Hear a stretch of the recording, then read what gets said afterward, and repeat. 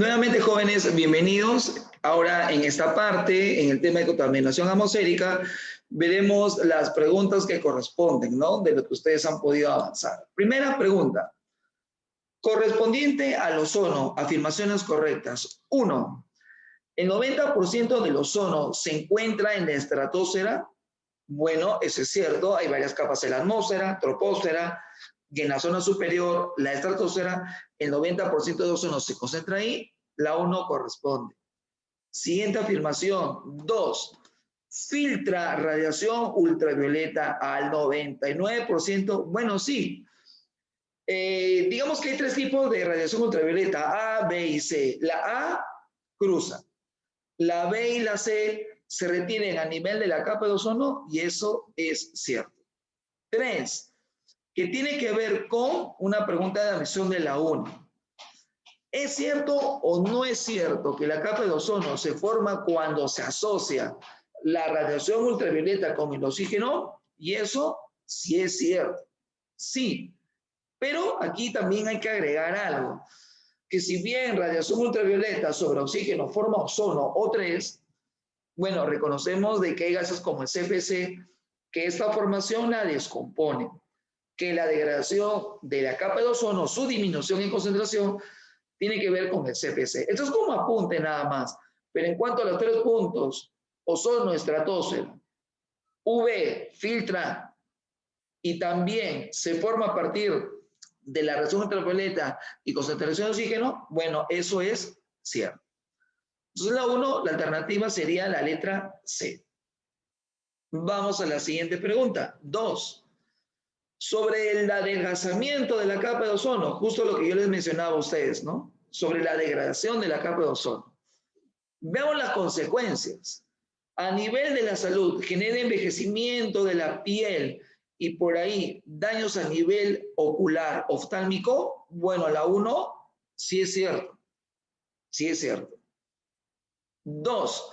¿Produce efectos perjudiciales en los cultivos respecto al daño de la fotosíntesis? También. Sí, eso es cierto. La biomasa se afecta. La radiación ultravioleta afecta la fotosíntesis. 3. Se ha demostrado que favorece la multiplicación del plancton y la alta concentración de peces un ratito. Dijimos hace un instante que se afecta la radiación respecto a la fotosíntesis. Y la fotosíntesis tiene que ver con plantas, por lo tanto las plantas disminuirían en cantidad. Y aquí en la 3 dice de que se da una proliferación. Bueno, y eso no sería cierto, lo cual nos lleva a la alternativa letra E, ¿no? 1 y 2 correcto, 3 no. Siguiente pregunta. 3. El efecto invernadero, proceso natural a nivel de la superficie. Señalemos lo correcto. Recordemos que habíamos hablado del efecto invernadero. 1. Consiste en la retención de energía del sol, sí. Los gases retienen la energía. 2. Regula la temperatura de la superficie terrestre. Claro. Y ahí se precisa cómo se entiende la regulación. Disminuyendo la temperatura entre el día y la noche. En el día está el sol, proporciona energía. En la noche no está el sol. Menos mal que tenemos una capa gaseosa que retiene esa energía y mantiene a la Tierra, digámoslo así, caliente durante la noche. Como que se disminuye la diferencia de temperatura entre el día y la noche. En términos generales, alguien dice, bueno, la temperatura en el día es mayor a la de la noche porque en el día está el sol y en la noche no. Sí, pero como que esa diferencia o contraste térmico no es tan evidente porque, como citaba, a nivel de la atmósfera se retiene esa energía. Así que sí corresponde la afirmación 2. 3. Se desarrolla este proceso de efecto invernadero en la zona baja de la atmósfera, claro. La capa baja, troposfera, y la capa superior, estratosfera, ¿no? Por encima de ella, donde está el ozono. Así que el efecto invernadero se da a nivel superficial, sí. Y la cuarta afirmación que vimos en la primera pregunta, si es que este efecto invernadero se afecta por la quema de combustible fósil, y eso es cierto. Se incrementa la concentración de gases, se altera la retención de energía, y esto conlleva al calentamiento global. Alternativa de la pregunta 3, letra C. Muy bien. Vamos a la pregunta 4. Desarrollo de vientos es un mecanismo de regulación de la temperatura a nivel de la superficie de la Tierra. Otra manera es el efecto invernadero, el cual se desarrolla a partir de la concentración de gases. ¿Cómo? Bueno, como que esta pregunta 4 nos llevaría por un lado, en el tema de clima, podríamos verlo ello, en cuanto de que las brisas, particularmente eso es lo que preguntó la UNI, la brisa como viento, transporta energía de un lugar a otro y con eso se regula la temperatura. Pero en esta pregunta, de manera específica, se nos habla del efecto invernadero y de que esta capacidad de termorregulación se da a partir de la concentración de gases. ¿Cuáles son esos gases de efecto invernadero? Eso lo habíamos citado. Habíamos hablado de quién? Del dióxido de carbono, habíamos hablado del vapor de agua, habíamos hablado del óxido nitroso, habíamos hablado del metano, que son los gases que a nivel del protocolo de Kioto entendemos que podrían estar aumentando y afectando el efecto invernadero, pero estos gases de manera natural retienen la energía. Entonces, alternativa de la pregunta 4, preguntándonos por los gases, letra A. Muy bien. Pregunta 5. En su historia geológica, la Tierra ha desarrollado periodos de baja y alta temperatura superficial. Claro, la Tierra, históricamente hablando, ha cambiado de clima. Se señala en la actualidad de que eso ha sido afectado por una actividad de tipo humana, ¿no?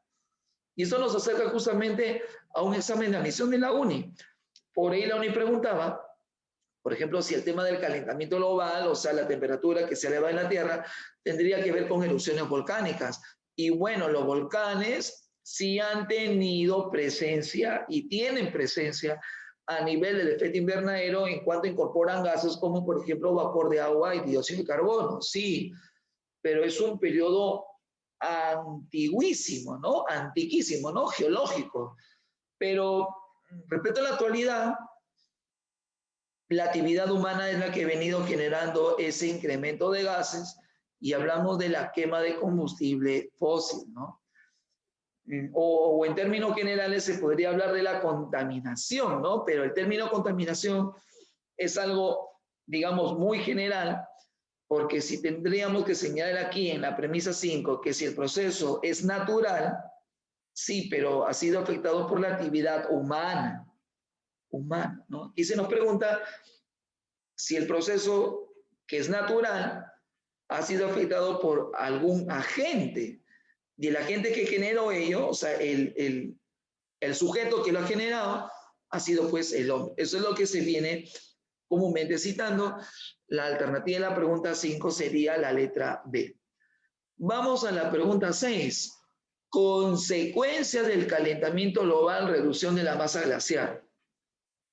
Claro, o sea, si hay mucho calentamiento, si la Tierra ha incrementado su temperatura a nivel superficial, bueno, consecuencias, ¿no?